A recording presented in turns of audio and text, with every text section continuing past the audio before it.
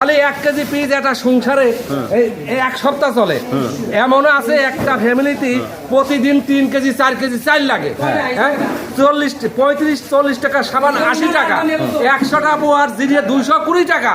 হ্যাঁ ইলা 6000-7000 টাকা কেজি, 1200 টাকা সার 2500 টাকা, 1700 টাকা সার 3500 টাকা। হ্যাঁ 100 টাকার ওষুধ 450 টাকা। কারণ আপনারা সেসব জায়গা ভাইরাল করতে পারেন না। হ্যাঁ আর সেই কৃষকের পিস যশনিবার মরেন প্রতি হাতে।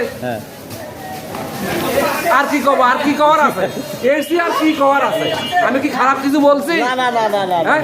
আপনার ফ্যামিলিতে প্রতিদিন 3 কেজি 4 কেজি চাল লাগে, সেই 1200 টাকার বস্তার চাল 1900 টাকা। তাহলে কৃষক বাঁচবে কি করে?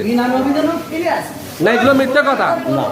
এই আপনি পিস রসুন পাট উৎপাদন করে এই ট্যাক্স খাস না আবি যাবি কত কিছু সরকার নিয়ে বেতন দিচ্ছে না। হ্যাঁ আমার আপনার কাছে পিটির ভাইতে উঠছে না, আর কিছু করার নাই।